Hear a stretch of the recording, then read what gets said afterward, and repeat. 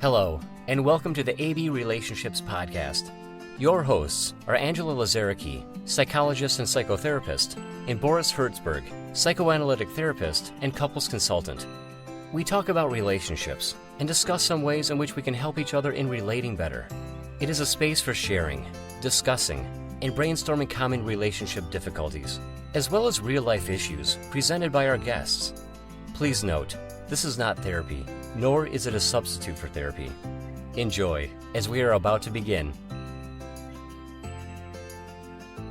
Hello, everybody. Welcome to another episode of AB Relationships Podcast. It's good to be here. Hello, Boris. Hello, Angela, and hello, everybody who is with us today. Welcome back. How are you doing, Boris? I am great, thank you. And what about you? Very well, thank you. Yeah, it has been a very busy day, but it has been an exciting busy. So I'm enjoying it. Excellent. Beautiful. Tell me, have you got anything for us today? Yes, I have a thought which I've been thinking about for a while, and it's actually dedicated to divorce. Yes. I observe sometimes that some people have a fantasy that once they get a divorce or once they separate, it's over. Somehow it will magically bring about a very definite change in their relationship, and it will no longer be as it had been before the divorce. And what happens in reality is even after a couple gets a divorce, a relationship continues. It changes, but it doesn't stop. And sometimes it comes as a big surprise to the people, to the couple involved in this change of relationship, because they had expected that it will be like something magical and life-changing. And it just seems like, for some couples, it seems like a new step in their relationship, but this relationship still continues. And therefore, when I'm working with a couple, I sometimes check what are their fantasies about divorce, because often couples bring this fantasy that divorce will settle everything for us. So it's sometimes useful to see what are their expectations in this regard. And because in reality, it doesn't always change that much. People are the same people. It certainly brings an additional stress and strain on the relationship. But unfortunately or fortunately, it doesn't magically alter what they had hoped it will. Wow. That's my thought. Wow, absolutely. I'd never thought about, I have thought about, and I understand it when it comes to, people that separate and get a divorce and they have children. But do you find that happens, that when people don't have children and they separate, do they still have some type of relationship that they were not expecting? I sure do. When separation is accompanied with anger, and when couple is separating furiously, they still carry this loaded negative emotion. And only because they separated, it doesn't mean that this emotion stops. They just carry it from one partner to another. And actually, the gist of the relationship remains the same.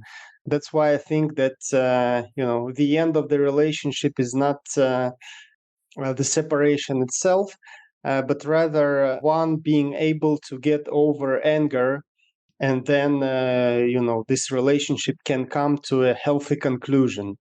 Right. Yeah. And that is when the actual closure comes, right? When we stop carrying our previous partners into our current relationship, I guess, right? Exactly. Wow. Yes. Excellent point. And how very relevant to the podcast. I guess that's why you brought it up. Excellent. That's brilliant. Let's see. Thank you. Thank you very much. So let's welcome our guest for this episode. We have Jen with us. Hello, Jen, and welcome. Hello. Hi, Boris. Hi, Angela. Thank you for having me. Yes. Hello, Jen. Nice to see you and hear you. We see you, but the rest of our audience only hears you. They can only hear you. Yes. So, Jen, what would you like to bring for discussion? So I have what I hope is an interesting question for you. I am recently divorced, although I've been separated for several years. And my ex and I have two children. Ben is about to be 13 and Claire's 11. And the father lives half the time in the United States, and I live full time in Europe. And the children are at an age where they have a say in who they want to live with. They've largely lived with me. The dad always traveled for work, and so I was the primary caregiver for their entire lives. Well, now with our son becoming a man and wanting to be, more like dad, which I think is typical, he's decided that he'd rather live mainly with his father, Mhm. which is hard, but it's okay. Interestingly, though, and frustratingly and hurtfully, he, in order to choose to live with his father full time, guilt free, he, I think, has gone and made an effort to vilify me Mhm. in many ways. And so, what he does often is says things that they're not lies. I don't think he's actually lying. I think they're more like confabulations, like a dementia patient would have. For example, he said the other day, "No, I don't want to give you my tutor's address because you might just show up like you did at therapy."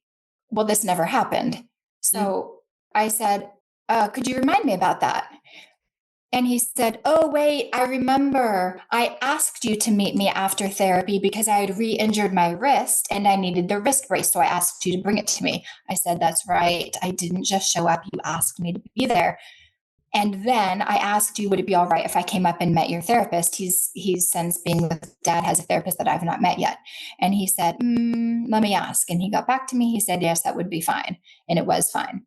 Sometimes the confabulations are specific like this, and sometimes they're not. Sometimes they're very vague. We'd have a better relationship if you didn't lie so much. And so I'll ask, "Do you have an example?" Mhm. And he doesn't. And so, and there, these confabulations come about in several ways. It's almost like he's pre-assuming me to be malicious, incompetent, or both, because that fits what he needs to believe to live guilt-free with his father. But I guess what I'd like to hear from you is, do you have any ideas, thoughts on practically what I could do when confronted with these confabulations? Right. Okay. Excellent question. Difficult situation, as I'm sure you know very well. Yes. Yes. Do you, I just want to get like a little bit of information. Are you like in contact with your ex-husband? Like, do you communicate, or is there no communication? We communicate only in writing, so only by email. We don't have open or healthy communication to any degree, unfortunately.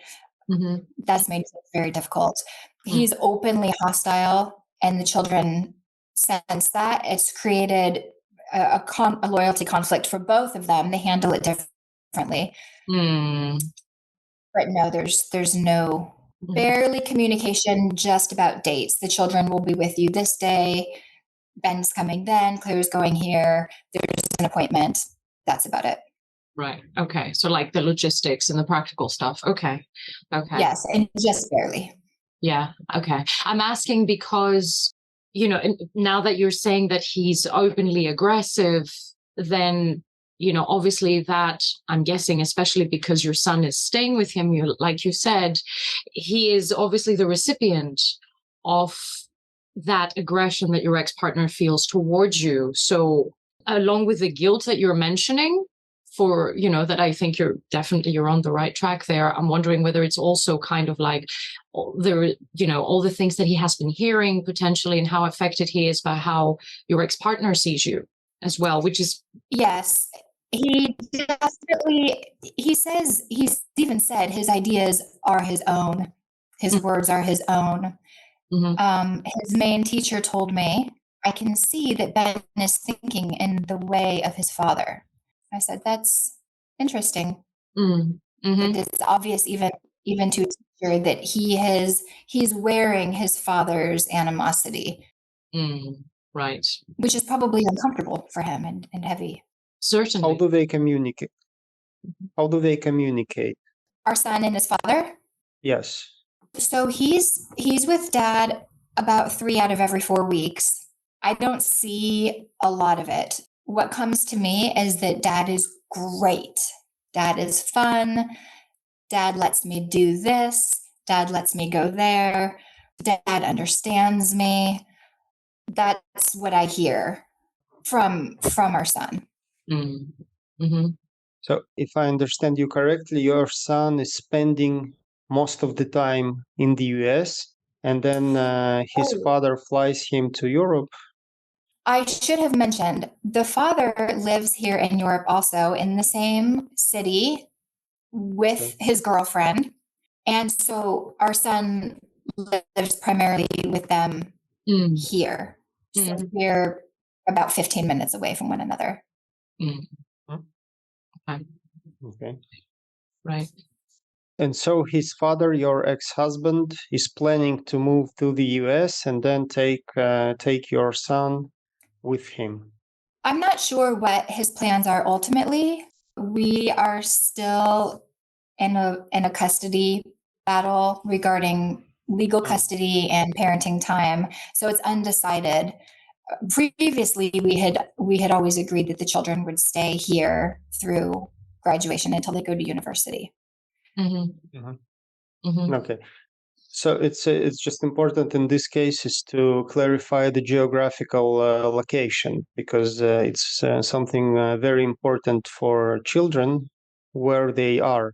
Of course, it's important for parents as well, but in children it can create this uncertainty which adds to the uncertainty of a divorce. So you are both living in Europe, and basically your son, he lives with his father most of the time, and then the rest of the time he lives with you.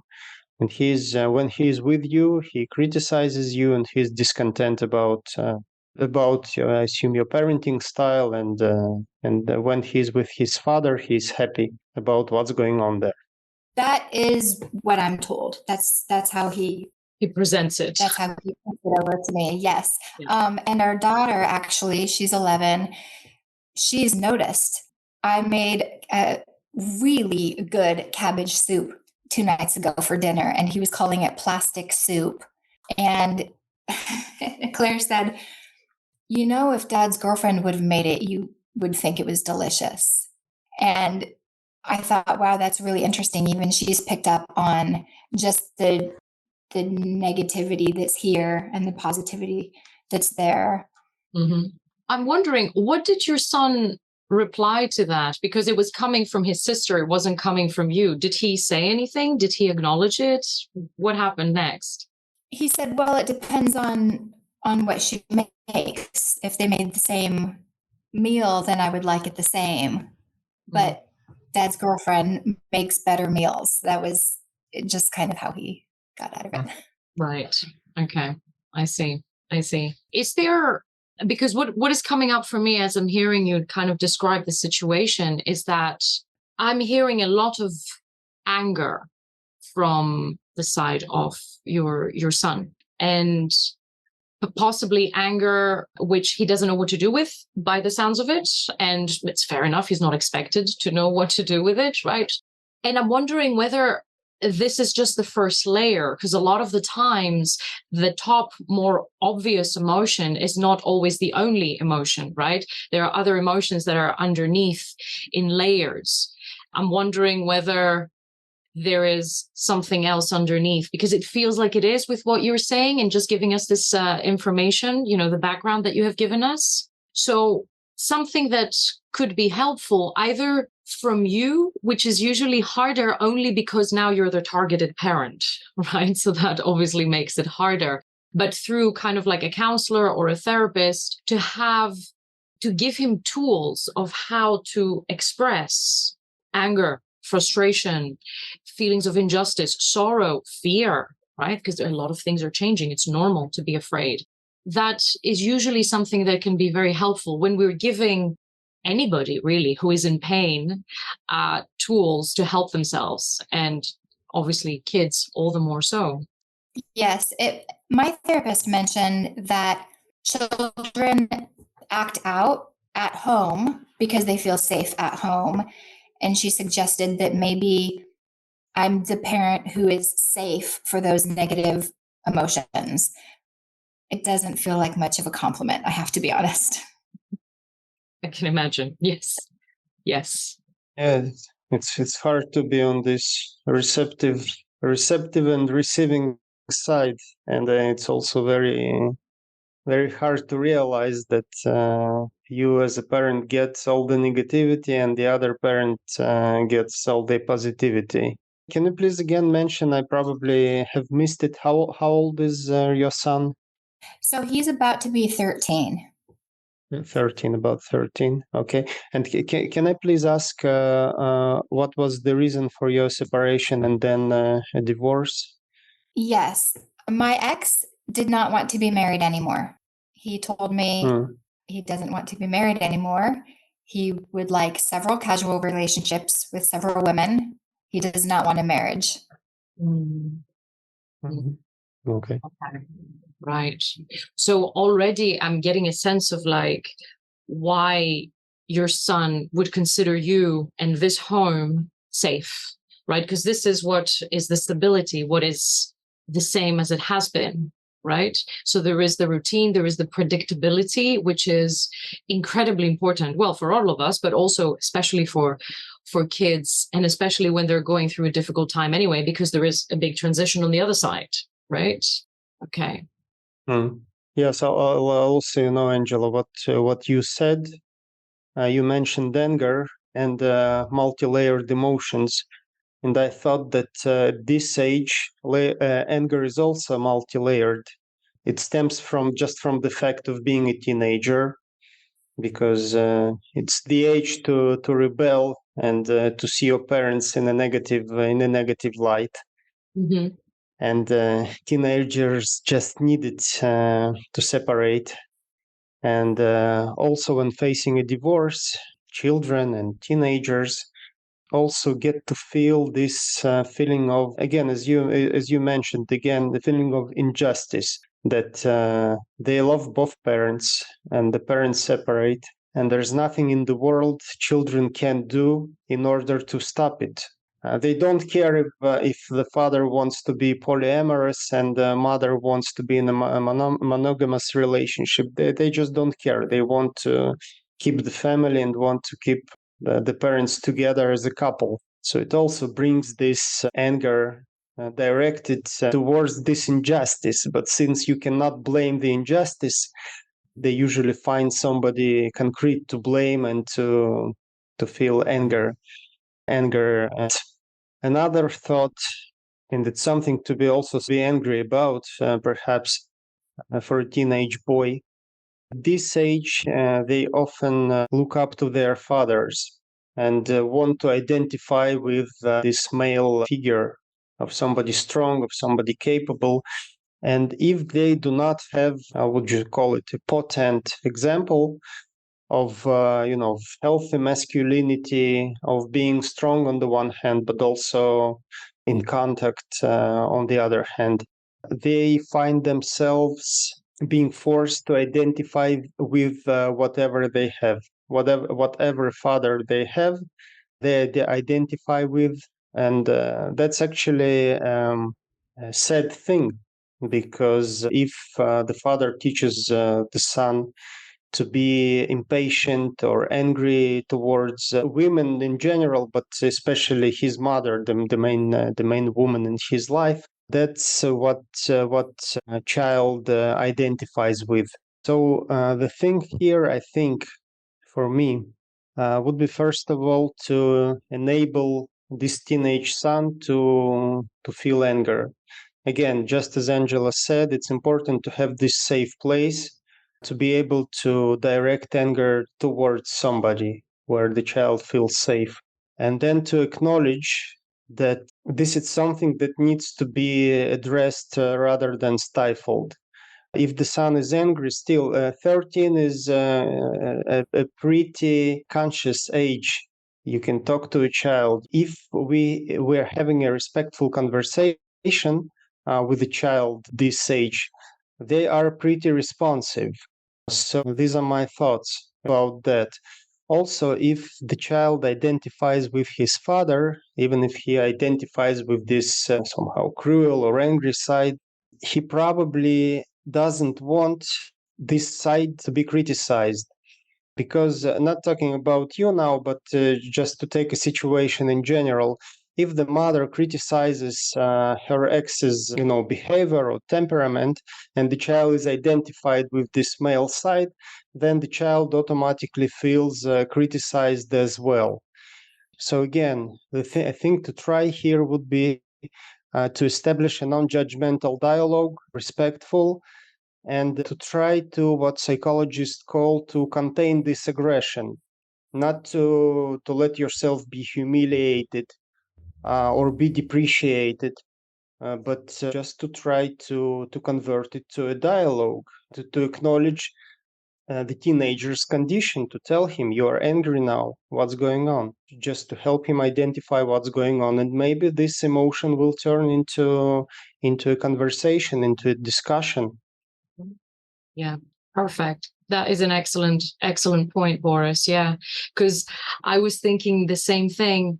Like, if indeed it is you and your household that is the safe space and the stable place, you're getting the sort of like the difficult behaviors because of it, but you can also use it in order to your advantage. I don't want that to sound in a way mean or anything, but in the sense that if this is a safe, stable place, opening that dialogue, like Boris suggested, sort of like going a little deeper. You're angry. What is it that makes you angry? How can I help? What else are you feeling? What do you need? What do you want to tell me?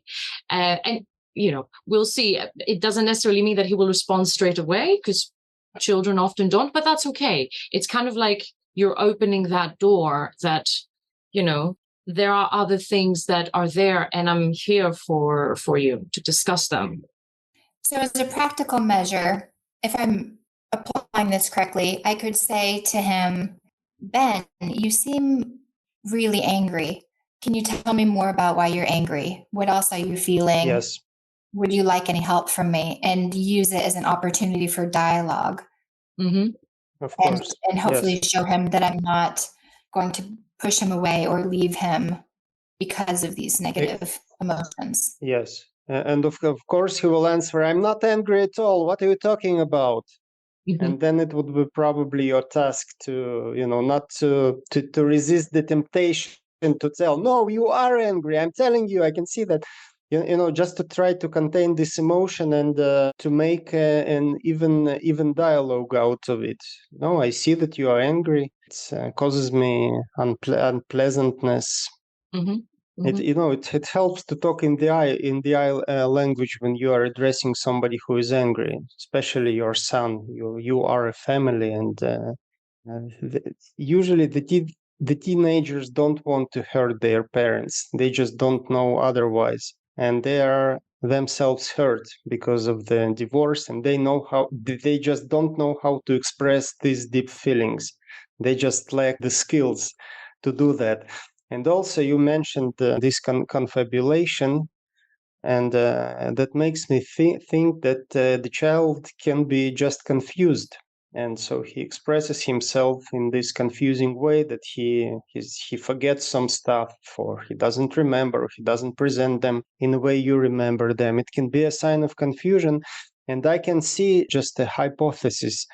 I can see where it stems from. If his father is confused as to with which woman he wants to be, or with how many women, and so it could raise the child identifies with his father, but he is not developed enough, to express his sexuality or his sexual preferences. So I could see that how this confusion can just occur and be directed again at you, because you are his mother, and you hold this privileged, hard but privileged position of being able to understand your son. Mm-hmm. Mm-hmm. It's a difficult position, obviously, as every parent would tell you, but especially when there's so much aggression that is coming towards you. Absolutely. Because very often children, and not just children, I think people who have been hurt in general, we like to test others. If I push you away, are you going to keep coming back? Do you really care? How much do you care in that sense? And it can be very, very exhausting, obviously, for you as the parent, but it requires a lot of resilience and a lot of patience, for sure. Yes, it is helpful actually to mentally to picture this as him testing me, as him leaning on me and asking with this bad behavior, can I trust you? Mm-hmm. Will you keep coming back? Do you still care? So because it's very easy when someone is being aggressive or difficult or contrary, to kind of say, oh, I've given up. Like I tried, there we go. A little less for parents, obviously. But even parents can shut down and kind of give up. They're physically there, but emotionally, they've just kind of shut down and they've retreated. It happens a lot. So kind of, I mean, you came here and you were talking about it, right? You have this as the main point of discussion. So clearly, obviously, you do care. This is very important to you. So showing it to him in a way that he will understand, just like Boris said, the examples that he gave, I think kind of like creating that space for him is fantastic. And even if it doesn't work the first time, kind of like, okay, I'm here if you do need me. And then kind of having this repetition, this consistency is what will also add to the safety, right? Yes. I remember being around his age, and I remember thinking, if I wanted something or if I needed something, which parent should I ask? What's mom's mood? What's dad's mood? Who is more likely to be available for me, or who is more likely to give me the answer that I need? And I think, yeah, that consistency is important. And then he doesn't have to wonder, can I tell mom? Can I trust mom? Exactly. And you're building this relationship, right? You're working on that bond of trust. It's also great, Jen, that you remembered yourself at this age. It's helpful to when we put ourselves in place of somebody else.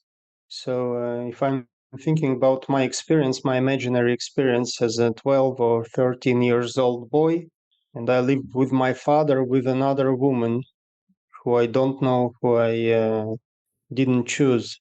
And then my mother lives in another house, and I have a little sister. I could be jealous about my sister, that she has a good connection with my mother, and she's a girl. She can identify with my mother, and I am identifying with my father. But my father is, at least again how I imagine it, he's more distant. He's with another woman. He doesn't help me connect with my mother, me being a teenager. So I think there is also a place for compassion here for the boy, and for this very, how do you say, unstable years of being a teenager, and choosing who you identify with, who you love more, and how you actually live through this connection between your parents. That's not easy. Certainly. And what you mentioned before, Jen, about kind of asking him when, he confronted you and you asked him for a specific example, I think that's a very good idea. Kind of like whenever things are vague or they get very cloudy, to kind of like make it as specific and concrete as possible. Sometimes it's going to be easier. Obviously, sometimes it's going to be a little harder, but it's also kind of holding him accountable for what he says. Right. So you're like, oh, very, very gently and compassionately, kind of like, oh, can you remind me when was it that I said that? Or, what is it that you're referring to? Because I don't quite remember it that way. So very kind of gently, you are trying to make it specific, concrete, and hold him accountable for what he is talking about. Because, if it's a shared experience, you have his memory of it, but there's also your memory of it, right? Right. Yes. I know that there must be some, well, the therapists have told me there's a loyalty conflict, but I see it. Fortunately for me, our daughter is better about voicing this. She said, Mom, when I'm with you, I feel wrong, like I should be with Dad. And when I'm with Dad, I feel wrong, like I should be with you. And everywhere I am and everywhere I go, I feel wrong. And I said, thank you for telling me that. Mm-hmm. She said, I feel bad when I talk about my time with Dad, that it might hurt your feelings if I have a good time with him. And I'm so thankful for anything that she says. And I try to remember to thank her for telling me, and then do what I can to relieve her of that guilt, to say, when you're not with me, I hope you're having a good time. I want you to have a good relationship with your father. Somebody doesn't have to be perfect for you to love him or respect him or have a good time with him. I'm not perfect either, and I hope you enjoy our time together also. I just don't have those opportunities with Ben, because some of it is because he's not here. Mm-hmm. But I liked your suggestion of noticing the emotion and using it to draw out dialogue, and hopefully Mm-hmm. he'll come to trust me enough or be calm enough to share something that could go on to be constructive. Yeah. Also last input of mine for today, as our time is running out. But I think it's great for children to have at least one empathetic parent, the one who doesn't vilify, the one who supports, who acknowledges the child's emotions. I think even though it's not easy, especially if the other parent is being overtly aggressive. But I think for children, and in the long run, it's very valuable to have such parent. Certainly. Thank you. I hope to be that parent, and I hope for all of our sakes that he, that Dad can grow and calm and also be that parent. Yeah. So it's not a conflict, but maybe a collaboration at some point. Who knows? Obviously, you're only responsible for your end, right? Not responsible for what he does on his end. But one can only hope. Yes. And hopefully be myself emotionally available for the benefit of the children when the time comes that there's opportunity for collaboration, because it would be in the children's best interest, of course. Yeah. Beautiful. Yeah, sounds really great. Jen, thank you for coming and sharing your story, such a heartfelt story. Yes, thank you. And how are you feeling? It feels good. It feels good to talk about it and to have a plan of action for next time it comes up, to have a goal that's positive. I can use this. Mm-hmm. It's empowering and calming. Yeah, thank you. Brilliant. Yeah, excellent. It was wonderful. Angela, sorry. No. I was just going to jump in the queue and say it's wonderful to have you. Thank you for coming, Jen, and for sharing a topic that is rather tricky. I understand. So it was really good to discuss this with you. Yes. Thank you. So thank you, everybody. Angela, if you have something more to add. No, other than to say, here is another episode coming to a close, and we hope that our listeners enjoyed it. If they have any comments, suggestions, pointers, anything they'd like to share, we'd be happy to read it in the comments. Yes, also if we missed something or if you have some valuable piece of advice to tell us, please do share in the comments. Mm-hmm. Absolutely. Certainly. And bye for now. Right. Bye. You were listening to the AB Relationships Podcast. If you enjoyed it, please share it with your friends and subscribe to be notified of the new episodes. If you would like to become our next guest, please leave your details in the form in the description. If you have any questions or would like to talk to the hosts, please also refer to the description.